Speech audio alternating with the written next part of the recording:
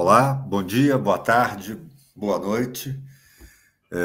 Bem-vindo à nova plataforma do RR, ao novo site do Relatório Reservado, a mais tradicional newsletter do país, que entra numa nova fase com novos formatos, novos conteúdos, com produção audiovisual, produção de podcasts, enfim, tentando adensar o nosso noticiário quente, trazendo outras formas de distribuição de notícias e de análises para os nossos assinantes. Olá, João, tudo bom? E aí, Cláudio, tudo bem? Olá a Tranquilo. todos, prazer estar aqui com você. Cláudio é um grande craque da análise econômica, política nacional. Acho que vamos começar aí, Cláudio, um produto, uma iniciativa muito legal. Vamos trazer muitas discussões aqui, como você falou, do momento, e também futuramente trazendo pessoas, entrevistas, enfim, vai ser o começo aí de uma jornada muito legal para todos nós. Ah, beleza. Você perguntou tudo tranquilo, tirando o que não está tranquilo. Tirando, Pois é, tirando, semana foi agitada, né? foi um certo estresse na conjuntura institucional e após as eleições nós entramos no que a gente pode chamar de um terceiro turno ou de uma tentativa de algo que o valha, que se materializou nos protestos, nos bloqueios de rodovias, enfim, nas manifestações que a gente tem acompanhado desde o último domingo e que só trazem tensão ao ambiente, né? Cláudio, pegando o gancho, queria também te perguntar uma coisa que o RR trouxe ali, algumas informações exclusivas, né? Você tem muito esse olhar para a movimentação no seio das Forças Armadas, né? O RR tem uma tradição também de ter esses contatos, ter esse conhecimento, ter esse relacionamento. Queria te perguntar como é que você vê até agora o posicionamento das Forças Armadas, né? Elas foram, de certa forma, protagonistas sem o serem, né? A gente viu que recentemente teve um crescimento chegou a 7 milhões e meio, se eu não me engano, o número de seguidores do Exército no Instagram, levado para essa mobilização aí, de irem para os quartéis, muitas convocações, né, nas redes sociais e nas ruas para algum tipo de participação das Forças Armadas. E como é que você vê, dentro desse contexto, justamente o posicionamento das Forças Armadas ao longo dessa semana? O mais importante é que as Forças Armadas têm falado com seu silêncio. A frase que mais tem sido repetida nas reuniões é: nós não queremos estar nessa foto. E nós não queremos estar nessa foto significa que as Forças Armadas, o Exército, notadamente, quer distância dos protestos, das cenas, do anfiteatro das manifestações. Há uma posição de muita prudência e de muito cuidado para que as Forças Armadas não venham a ser instrumentalizadas. E desde segunda, enfim, o alto comando tem se reunido, tem se mantido, a gente pode dizer, no estado de prontidão, acompanhando e monitorando esse ambiente institucional e todas as manifestações. E a posição firme do alto comando é de não ter qualquer tipo de envolvimento com esses protestos. E nesse caso, é uma posição de consenso, mas a gente pode destacar três personagens muito importantes nesse episódio, nesse contexto todo, que são o ministro da Defesa, o general Paulo Sérgio Nogueira, o comandante do Exército, general Freire Gomes, e o comandante do Estado-Maior do Exército, o general Valério Stanf. Todos os três têm tido um papel muito importante na condução de seus pares, na condução do Exército diante dos protestos e nessa postura firme de se manter distante, de não aparecer na cena. E essa preocupação com coisas muito práticas que podem ganhar uma dimensão enorme. Você imagina, por exemplo, uma simples imagem de tropas, de soldados do Exército numa cena de protesto, ou uma passagem de um caminhão, de blindados, ou de um tanque que fosse, era a foto a imagem que certamente, ainda que fosse uma ação de apoio, às forças de segurança pública, uma ação de apoio às forças de segurança estaduais, às polícias militares, às polícias ou às guardas municipais que têm sido utilizadas para o desbloqueio de estradas, como foi no caso do Rio, ou mesmo apoio à Polícia Rodoviária Federal, mas a atuação de militares na cena dos protestos já poderia ser interpretada tanto no Brasil quanto no exterior, poderia suscitar as piores interpretações, poderia ser interpretada realmente como um apoio das Forças Armadas a qualquer tipo de solução mais drástica. Então, essa é a preocupação que hoje é a preocupação de consenso dentro das Forças Armadas e dentro do alto comando do Exército. Eu tenho, assim, vendo de fora, a sensação de que até você pode me confirmar se você vê assim também, mas que há uma certa disciplina, uma ordem muito bem definida de você ficar fora disso, né? Porque a gente viu muito, por exemplo, claro que a gente, como você falou, poderia haver também esse posicionamento e institucionalmente você ficar fora, mas tem uma coisinha ali, como a gente viu, vários, né, policiais da Polícia Rodoviária Federal, um ou outro policial militar, quer dizer, você está tendo, não diria a palavra assédio, mas uma presença muito grande nos quartéis, junto aos militares, nas redes, a gente vê apelos e apelos. Eu estava dando uma olhada rápida num dos últimos posts no Instagram, tem 34 mil comentários, a maioria fazendo apelos disso, daquilo, ao mesmo tempo as redes bolsonaristas têm muito essa questão de linguagem cifrada, né? Uma coisinha, um carro, uma coisa, já é um motivo para um grande movimento. E que eu saiba, a gente não viu que seja um soldado, um representante das Forças Armadas, dando margem para qualquer dúvida, fazendo um gesto, quer dizer, parece haver realmente uma ordem, uma disciplina muito grande nesse sentido, né? Não dá nenhuma margem para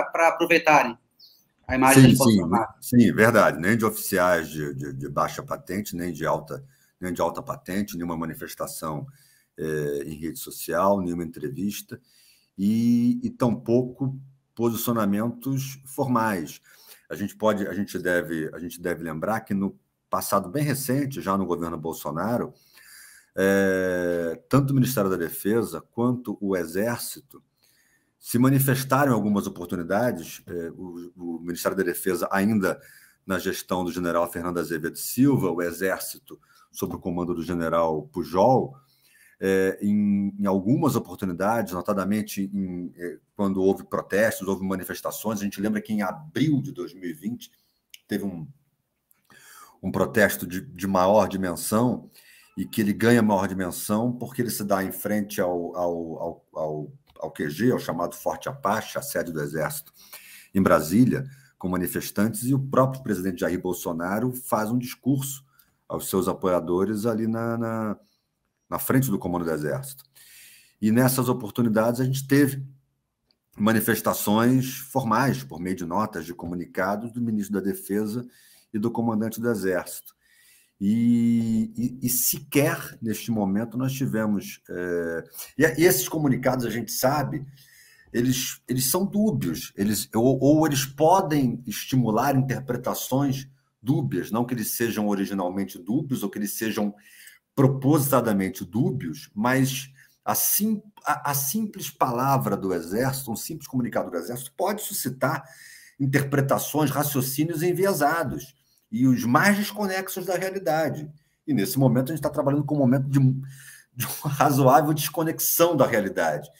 E, como você disse, a forma de comunicação da base dos apoiadores do presidente Bolsonaro, a forma de comunicação dos grupos, no Telegram, no WhatsApp, e a gente tem visto isso nas imagens que são veiculadas nas redes sociais, é uma forma de comunicação de uma reinterpretação constante da realidade, de uma reinterpretação à sua conveniência. Então, até nisso, certamente as Forças Armadas, nesse momento, têm um cuidado, porque qualquer palavra, qualquer pronunciamento, seja, vamos chamar individualmente de um oficial, ou seja, institucionalmente, por meio de um comunicado, pode ter uma interpretação enviesada. Então, realmente, a gente pode dizer que as Forças Armadas estão falando com o seu silêncio, estão demonstrando o seu respeito à Constituição, o seu respeito democrático, com o distanciamento de qualquer tipo de envolvimento com esses episódios, com os últimos episódios que a gente tem observado desde domingo. E é justamente... E esse é justamente o sentimento que a gente capta nas conversas com fontes da área militar. Esse é exatamente o sentimento que a gente capta. Isso não é com a gente. Nós estamos aqui fazendo o nosso papel constitucional. E é uma posição muito firme e muito importante, diga-se e ressalte-se, muito importante. Qualquer fala neste momento, qualquer ação neste momento, justamente por essa possibilidade de ser interpretada de forma enviesada, pode ser uma fagulha, ela pode aumentar tensões, pode aumentar a temperatura. Então, é uma posição de muita responsabilidade e de muita prudência, eu diria até que de uma prudência que só faz bem à democracia, só faz bem ao país nesse momento. A gente fica a percepção realmente das Forças Armadas como parte da transição, mas não como uma parte ativa da política, como parte da demonstração de que as instituições funcionam como devem funcionar, como instituições de Estado, né? Como você falou, que em si isso também tira um pouco do peso dessa discussão que a gente teve nos últimos anos, né, ao longo do processo eleitoral, de vai entrar, não vai entrar. Não sei se a gente tem tempo, mas queria até te fazer uma segunda pergunta nesse sentido. A coisa a gente depois continua num próximo. Que é o seguinte, a gente também tem se discutido muito, como é que, de repente, como é que vai ser possível nesses próximos anos agora, sob o governo Lula, de certa forma, tentar aproveitar essa energia que existe aí de mobilização da direita, de grupos de direita, mas trazendo isso para uma esfera mais institucional, né? Se a gente conseguir, se vai ser possível diminuir, vamos dizer assim, esses excessos, esse processo que vai quase para fora da institucionalidade, passa a ser um questionamento do processo eleitoral e trazer isso para dentro do embate eleitoral, duro que ele seja, mas para dentro desse embate eleitoral. E nesse sentido, uma coisa que me chama a atenção é como é que a gente vê, de repente, justamente por esse posicionamento, pelo fato ainda do presidente Bolsonaro também passar a ter um papel um pouco diferente, ele não está tendo um papel de liderança exatamente, né? Ele se manifestou, mas as pessoas estão meio que tentando buscar qual é o caminho agora, o que é que ele quer, o que ele não quer, quem vai dar a direção, e não está tanto. E uma coisa que eu percebi é que a gente vê o agora senador, Mourão, né, ainda vice-presidente, mas senador eleito, e também o Tarcísio, que são de origem militar, mas se pronunciando, no caso do Tarcísio, muito de forma institucional, né, ele vai conversar, e o Mourão de uma forma mais incisiva, mas claramente política, né? Não tem ali, ele questiona o orçamento, ele não tem nenhum posicionamento que tem a ver com a origem militar. Então, eu queria te perguntar se você acha que isso vai ser um caminho também, quer dizer, os militares entram na vida política, mas não como militares, mas sim como representantes de um pensamento que tem uma institucionalidade e tal. Se isso é uma evolução possível, a partir de nomes como Mourão, como Tarcísio, que apesar de serem militares, parecem carregar muito menos essa pecha de trazer as Forças Armadas para dentro, né? Falam como políticos agora. Sim, sim. Ao longo do governo Bolsonaro, que trouxe num volume muito grande os militares para a cena política, a gente pode dizer que houve uma aí fica ao gosto de quem está nos acompanhando, se houve uma militarização da política ou se houve uma politização dos militares. Mas o fato é que o presidente Bolsonaro trouxe os militares para o palco político. E sempre conversando com fontes da área militar e, enfim, com oficiais, a sensação que a gente tem, e eles próprios falam isso, é que há uma linha que, quando é cruzada, quando um militar vai assumir um cargo público, um cargo político, ele passa a ser um político. E nisso não há nenhum demérito, isso não é dito de uma maneira, digamos assim, expulsória ou com um tom pejorativo, não. Nós, oficiais, nós militares da ativa, temos um papel, somos servidores de Estado e temos compromissos constitucionais. Individualmente, quem cruza essa linha e vai para a política é uma decisão individual. É claro que no volume, na extensão do número de militares que o governo Bolsonaro levou para a administração pública, e ele até se valeu disso em muitos momentos, ele usou isso como se o exército, a famosa expressão que ele cunha, o meu exército. E ele, desde o início, sempre jogou, até pela origem militar dele, ainda que há muito tempo, há mais de 3 décadas, ele não esteja na força, mas ele sempre jogou no imaginário da opinião pública de que essa proximidade histórica com as Forças Armadas, de que essa presença das Forças Armadas ou de militares, né, no seu governo significaria um apoio, um respaldo dos militares, um respaldo das Forças Armadas à sua gestão, um respaldo político. Ele sempre jogou no imaginário com isso. E, de uma maneira, quando ele avançava para discursos ou para construções de raciocínio que apontavam para uma seara mais radical, para uma cena mais radical, ele usava essa proximidade no seguinte sentido: o que eu fizer aqui, se por acaso houver uma ruptura, eu terei o apoio dos militares. Ele sempre jogou com isso. E, ao longo do governo, a partir, sobretudo, ali do final de 2020, talvez a pandemia tenha tido algum papel nisso, mas a partir de 2020 e 2021, e agora desembocando nas eleições, a gente já via, e conversando com oficiais, conversando com fontes da área, a gente já via um processo de distanciamento, um processo de despolitização das Forças Armadas. Isso se reflete no próprio discurso dele. Ele fez uma campanha, ao longo da campanha, que seria um momento de ele usar, enfim, todas as armas que tinha à mão. Ele não se valeu, como ele se valeu no início do governo, 2019, 2020, ele não se valeu do nome do Exército. A gente não viu na campanha aparecer no palanque o meu Exército, aparecer no discurso o meu Exército. Ele trabalhar essa suposta proximidade como um valor político, um valor para qualquer cenário que fosse para um outro, que pegasse uma outra estrada, um outro desvio. Então, já havia essa preocupação dos militares, a gente viu ao longo do governo esse distanciamento.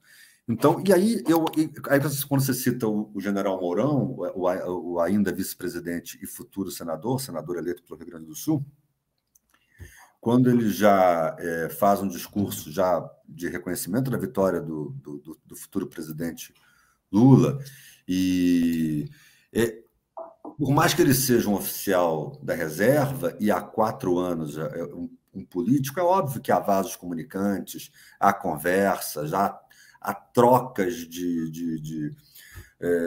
há interlocução, há posições ali que se cruzam, há discursos que vão se moldando entre oficiais da ativa e oficiais da reserva, e aí a gente vê, é importante, a gente vê em oficiais da reserva mesmo uma certa unicidade.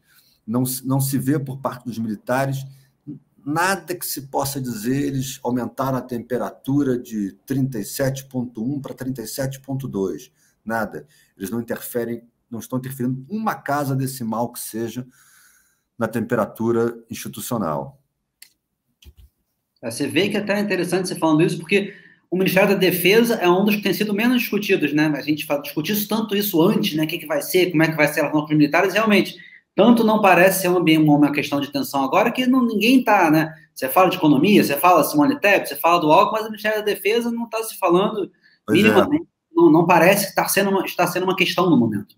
Pois é, se a gente fazendo aqui um exercício meramente hipotético, se a eleição fosse em 2020, o Ministério da Defesa estaria numa posição de maior sensibilidade, mais nevrálgica, estaria sendo tratada numa linha de frente de uma forma muito mais contundente do que está agora. Ainda que eu acho que certamente é um cargo estratégico, importante, e e acredito que ao qual será dada uma atenção especial na montagem do novo gabinete. E a equipe, o presidente eleito Lula, tem auxiliares com expertise, com uma influência, uma notória influência nos círculos castrenses, o caso do ex-ministro Nelson Jobim, o ex-ministro Celso Amorim, que foi ministro da Defesa, ex-chanceler, enfim, há pontas de contato, há canais de interlocução bastante respeitados entre os militares. E isso vai ser importante na montagem e na escolha do futuro ministro da Defesa, que, aliás, é um excepcional, um ótimo tema para a gente apurar, tratar no RR e tratar numa próxima conversa nossa aqui. Quem será o ministro da Defesa de Lula? Ah, perfeito. Combinadíssimo, então. Na próxima trataremos disso e quem sabe o que mais vai ter acontecido até lá, né? Perfeito, boa. Exatamente. Esperando que aconteça só o que tem que acontecer, a normalidade dos fatos. Exatamente. Mas acho que estamos caminhando para isso. Valeu, João. Valeu. Até então, até o nosso próximo papo. Um abraço a todos. Até a próxima. Abraço a todos.